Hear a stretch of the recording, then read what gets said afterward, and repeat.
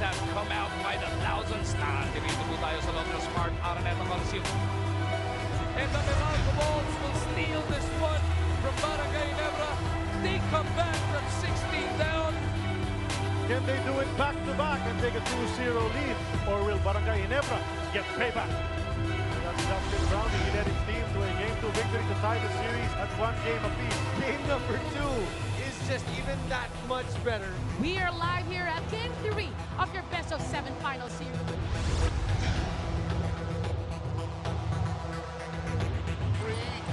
Long. Hook Nathan. Another huge slam from the corner. Like a dagger. Pagkasiwa. Crossover. Jumper!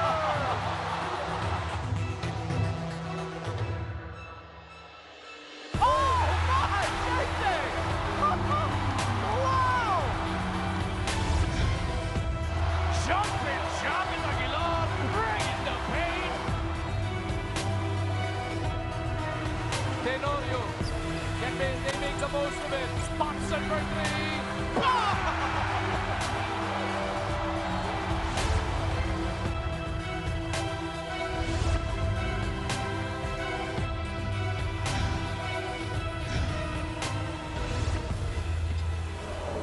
Kapit na po, mag-upisa. Game number 6. Coach Tim Cone looking for yet another championship in his story coaching career dito sa PBA. Starting 5 para sa Meralco, Newsom and Amer sa backcourt. Alan Durham, Hodge, and Hook Nata naman ang front court players. Para kay Coach Norman Black, kabilang panik. It's gonna be Tenorio and Mercado sa backcourt. Brownlee, Aguilar, at Joe Devance naman. Kailang front line. Ang kwarto na ito atin sa atin ng Cobra Energy Drink. Simula na ang tagisan ng tunay na lakas. First possession, White Shirts, Barangay Ginebra. Well, Coach Alex, right from the beginning, it's very interesting to note na uso ngayon yung mga matatanda. No? Dito sa Meralco, Jimmy Alapag, Reynel Hugnatan making heavy contributions for them. Sa kabila naman, yung Fast and Furious natin, nandiyan na naman. And the longest tenured coaches are really playing against each other. So, uso yung matatanda ngayon. Sa panel lang, pinakabatang nilalagay. Hindi, ako pinakamatanda rito. Chris Newsom breaks the ice with a basket immediately. And I think it's important that this rookie gets off to a good start para sa Meralco. Yeah, he's become crucial for them, especially in the absence of Jared Dillinger, Rookie of the Year. And he got into foul trouble, ended up fouling out of last game. So if he can get it going, it's going to be a big contribution for Meralco. Napaka-importante rin mga coach na itong Meralco hindi magpapaiwan katulad din nangyari sa game number 5. They allowed themselves to go down big early and were playing catch-up the rest of the way. Nahirapan na padulo. Ngayon, mukhang medyo mataas ang energy nila, Coach Yeng. Tama. Ganda ng unang stop nila. They played really good defense. Good challenge on the shot there by Justin Brownlee. Three-pointer bitin para kay Chris Newsom. Rebound taken by Joe. And Sol Mercado tries to change the tempo. Set up muna ng kanilang offenses. Japet Aguilar brings up the rear on offense. Tenorio in the lane. Scoops it up. And he's fouled on the way to the basket. At dalawang free throws yata ibibigay kay L.A. Tenorio. His play has been pretty splendid, awesome at times dito sa series na ito. Minsan-minsan naman, medyo relegated to the bench sa ganda ng laro ng Thompson at Mercado. Well, here, L.A. Tenorio taking advantage of the matchups. Alam natin, bata itong si Baser Amer. L.A. Tenorio, veteran of many battles, and he's really taking his game right into the center, attacking the lane and creating shots for themselves. Habang nag-free throw ito si L.A. Tenorio. This is a close-out game para sa Barangay Ginebra. They win this, kanila na kampyonato. You two coaches, you know a lot about how hard it is to close out a series. You played in the championships in the first 2 conferences of this year. Ikaw, last conference, naglaban nga kayong dalawa. And it's hard, yung mga close-out game na yan, ang hirap talagang makamit back. Ganito na lang, tanongin mo si Coach Yeng. Kala kami sa kanila. Si Coach Alex. Coach Alex, from experience. Pero Coach Yeng, yun na, gano'n. So, 3-0 na lamang ninyo sa series. Isa na lang, panalo na, pero hindi pa rin makuha. Took 3 more games to get that. Why is that so? But probably it's the pressure, no? It's also the adjustments. These two coaches are really the best coaches, no, that we have in this league. Of course, aside from Alex, ito si Alex, but they will make adjustments. They will make adjustments right in the game itself when it's necessary. And Basir Amer, rookie din yan, pero ang laro niya talaga nag-improve as the conferences went on. Hits a jumper. And a foul is called kontra kay Basir Amer before they even cross that center line. Nagkakakirian yung dalawang gwardiya, Amer and Tenorio. And Tenorio played that to the hilt, sold the call to referee Jimmy Mariano. Also, that's a signal from the referees that they will not allow any extra motions in this game. So I think everybody better take cognizance of that. At sumenyas nga si referee Jimmy ng possible flagrant foul. Kaya naman nire-review nila ngayon right there on the commissioner's area. Sa side court, players of course huddling inside the court. Hindi na sila pwedeng bumalik sa mga bench para makipag-conference sa kanilang mga coaches. Yeah, we abuse that all the time as coaches. It's an extra timeout. But here we're going to see the play. I couldn't tell if LA lifted his arm up or if there was actually an elbow, if they're just cutting him out. I couldn't see. Parang wala, di ko makita kung ano nangyari doon. But as Coach Yang mentioned, that might be something, a point of emphasis for the refs. Yes. Make sure na walang gulo. First chance, you can call anything. That could be a point of emphasis coming into this game. It's a regular foul. I think that's the right call there.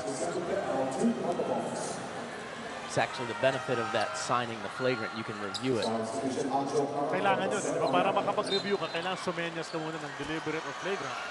And something Coach Yang said at the start of this game was it's really been huge in this series, the veterans. I mean, the veterans have made plays, and we talk about JJ and Mark, but LA is really a veteran. He is one of the smartest players in the league, and he just knows how to play in these types of situations. Well, isa pang nagsistep up rito si Japet Aguilar. Mintis nga lang outside jumper na he was the bida player of the game sa huling laban ng dalawang koponan na ito. Pero ngayon, lamang ng dalawang Meralco, 9:20 to go. First period of game, 6. Reyne look natin against the much smaller Sol Mercado, but we know how strong this guy is. He can keep big guys out of the paint, but that time, nanaig ito si Hook Natan. Ray's such a good post scorer, and as strong as Saul is, if you give him 8 seconds to back down there, I mean, he's going to convert maybe 85–90% of those. Si Fafa Ray away from the ball. A foul was called. Illegal screen ang tinawag kontra Sol Mercado. So that's a turnover on the part of Barangay Ginebra. Chance for Meralco to stretch this 4-point lead. The refs are really going to take control. No? That was a moving pick there by Sol Mercado. So they're going to apply the rules very strictly in this ball game. Kailangan mag-adjust yung mga players. Kung Nathan, napunta kay Durham. If you're Ginebra, you're happy. You see Durham outside that shaded area, okay ka doon. Inaagaw pa ni Japet Aguilar. Picks it up, gives it over to LA, to JP. Ikot-ikot muna top the 3-point line. Sol Mercado's been a dead shot mula riyan. This conference, and there he is. Bitin nga lang ang kanyang unang attempt from Rainbow Country. Cliff Hodge tracks it down. So if you're Meralco, you're liking the pace a whole lot more than you were the way you started out Game 5. Early appearance para kay Anjo Karam dahil nasa foul ni Basir Amer. And there, immediately, bumukol ng tres si Papa Reynel, brought to us by Oppo F1S Selfie Expert. What a great percentage this guy is shooting from ICBM country this conference. He's a veteran. He's worked on his game. He'd be a Coach Yang type of big man right now. The pick and pop. He can score in the post, and he is hitting threes when his team needs it. Well, that only means one thing, actually, no? You can still learn a lot even if you're that age.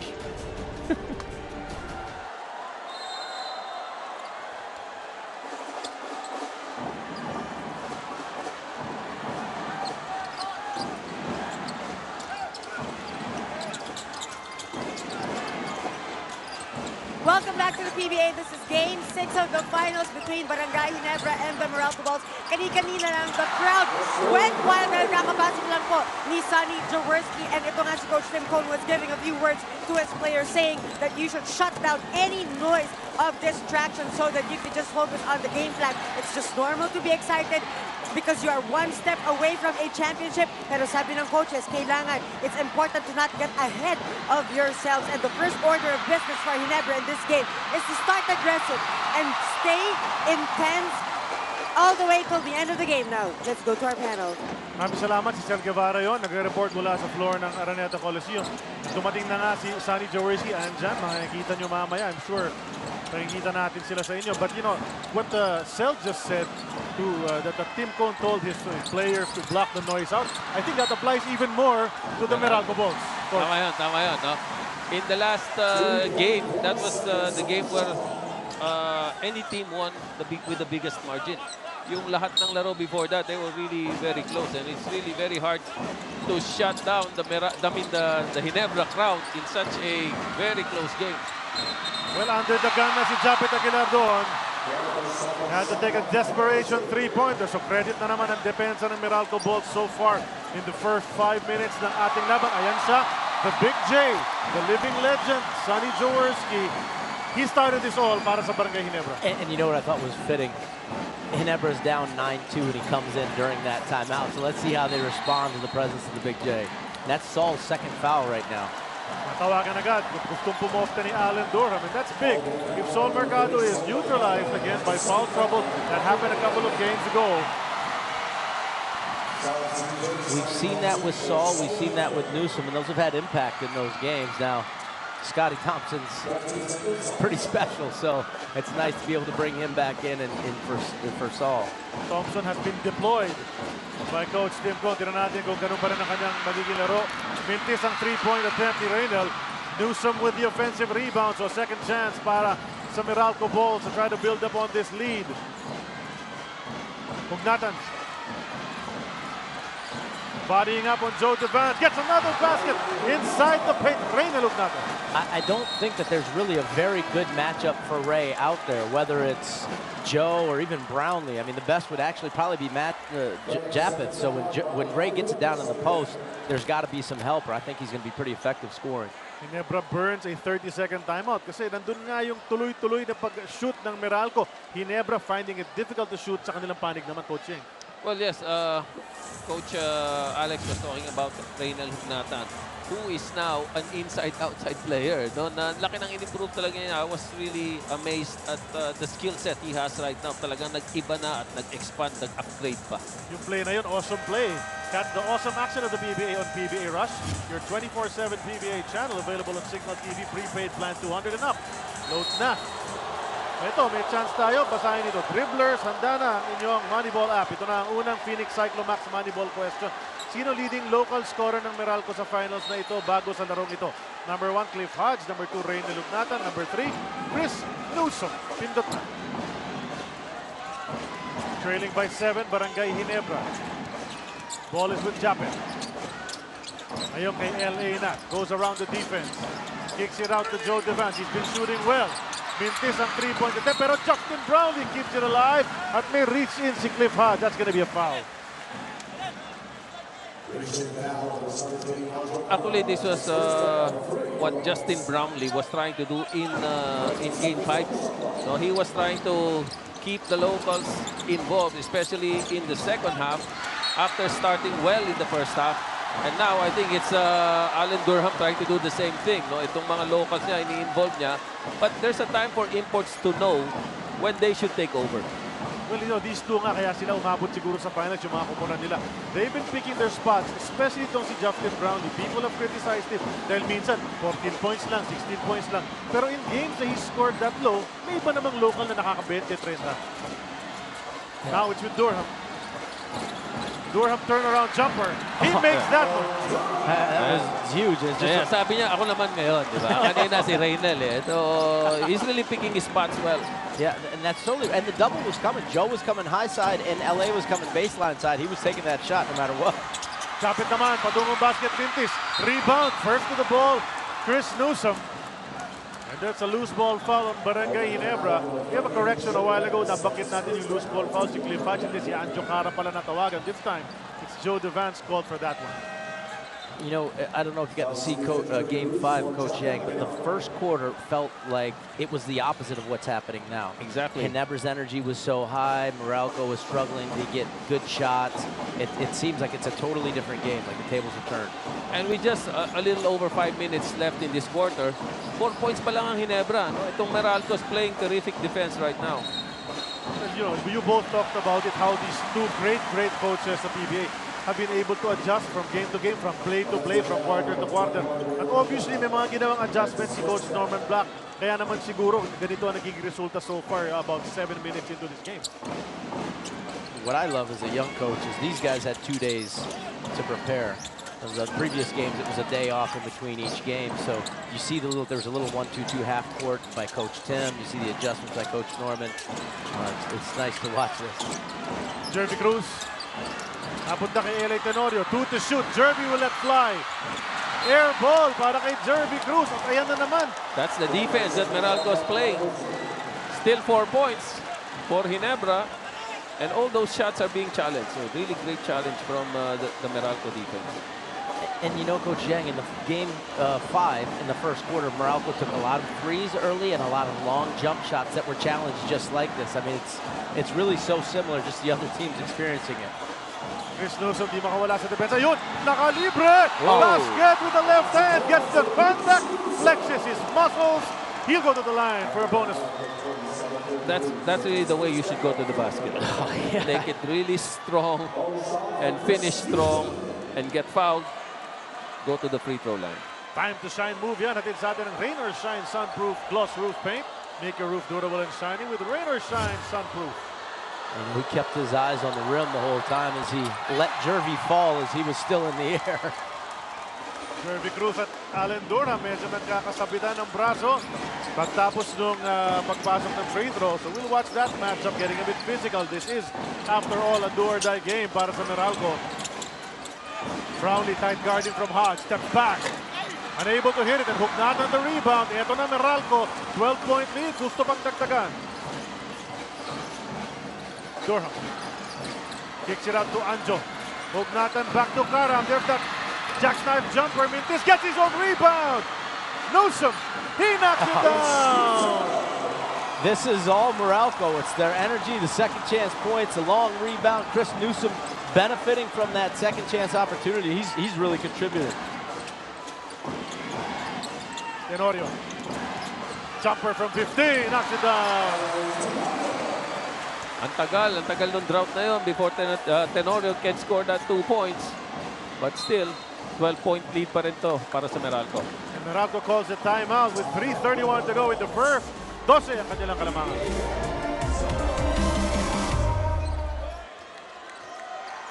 Meralco balls with a 12-point lead at possession. Coming out of that timeout, Reyne Lugnatan. 7 points already dito sa first period. Chris Newsom jumper. That's a miss, and all alone was Cliff Hodge. 4 na white shirts sa kanyang kalaban sa ilalim, and he commits a foul underneath. Well, they got the shot they wanted, and actually Newsom and Hugnatan have each outscored individually Ginebra at this point through the game. They have 7 points apiece, and Ginebra only has 6. Dribblers, ang tamang sagot sa ating Phoenix Cyclomax Moneyball question ay number 3. Chris Newsom leading the Meralco Balls in scoring with 14.8 points per game. Among local. Mark Tagiwa rather. Napapasok lang, instant offense from the veteran ng Barangay Ginebra. And you know, that play was set up in the timeout. They ran that play and executed it perfectly. That gave Mark Tagiwa the layup. Allen Durham. Import contra import. Nakita si Karam. Jumper on the way. He gets it back. And he's got to keep shooting. He's missed a couple of those, but he's going to get those looks, and he has to make Ginebra pay for doubling Durham. Hindi nag-hesitate lang si Ancho. Parang buo yung loob niyan tumira. He doesn't care if he's missed a couple. He'll keep throwing it up. That's a pass inside to Brownlee. Hook shot. Pasok yan. So they're slowly heating up 2 baskets in a row para sa Barangay Ginebra. Still a 10-point lead for the Bulls. Yeah, but that's the way to do it. Be patient about it. Don't panic. It's only the first quarter, so you'll get your own run anyway. Talk about games of runs. Naalala natin yung game number 4 ng series ito. Grabe yun. One team led by 16. Hinabol. Lumamang na 16. Yung kabilang team naman went down the wire. Scotty Thompson. They go out to Brownlee. That's a 3 on the way. That's brought to us by Hopo F1S selfie expert. That's the run. That's the run they're looking for. Ayan na, buhay na naman yung crowd natin. Ayan na po. Ang unang sigaw. dito sa first period ng Ginebra. Kanina, warm-up pa lang. Sumisigaw na sila. Ay, pero And tingnan a mo. flagrant pa. And Red one by Ray. Newsom. And a flagrant. And Newsom. Sean Sumeñas, counted yan. Counted. And Newsom is playing like a veteran. And of course, we know he's the rookie of the year, but para siyang veterano dito. He's grown leaps and bounds. You know, solid na yung kanyang debut. His first game in the PBA was against San Miguel. He dunked on Arwin Santos and hasn't looked back since that. There's the drive. Gets clobbered in midair. Pero over the shoulder, flipped it up. At pasok pa rin ang tira. Jervy, hard foul. Playoff type foul na ginawa ni Jervy Cruz. Are they gonna? Is that just an and one? Or are they gonna give him a flagrant? Right?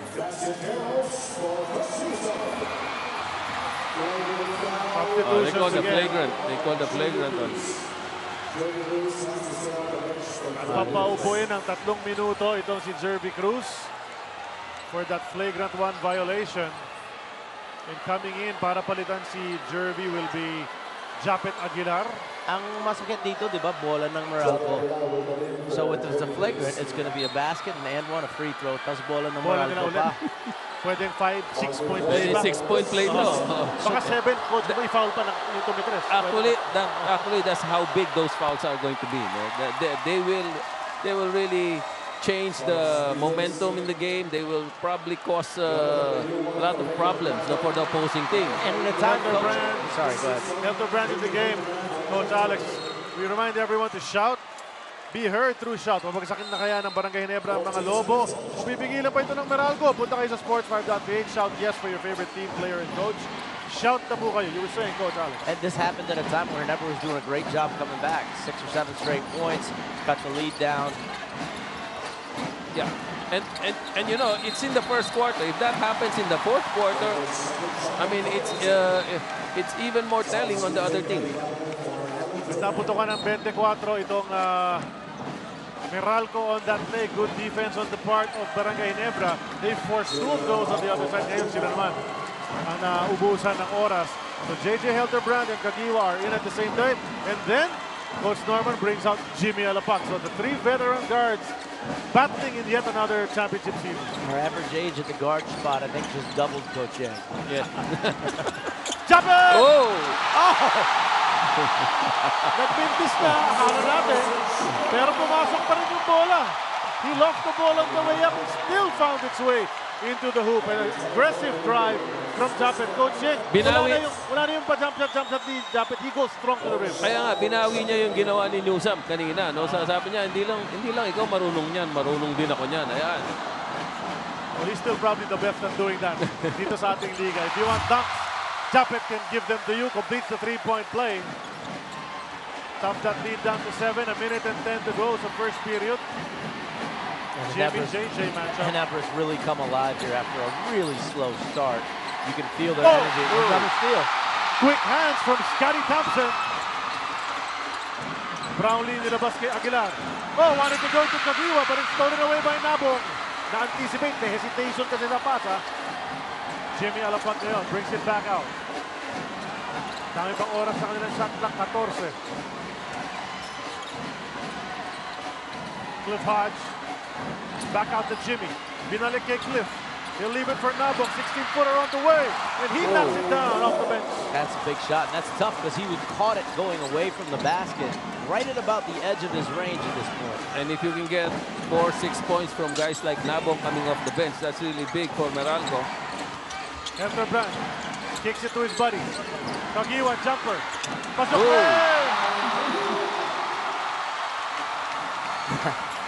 Uso talaga yung mga matatanda. Throwback performance, coach. Oh. Cliff Hodge gets it. Labas kay Uriloan to Jimmy. Jimmy will kick it to Nabong. 2 in a row. Yes, sir! Those are big points, yes. 4 points, 6 points from a guy like Nabong, those are big points. Showing the feathery touch from the perimeter. 27-18 on the score at the end of 1 quarter. Meralco, strong start. Papa Reynel with 7 points already, including 1 3-pointer. At pinakikita namin ang power move the quarter. Hatid sa atin ang Cobra Energy Drink. Tunay na lakas. We'll be back for second quarter action.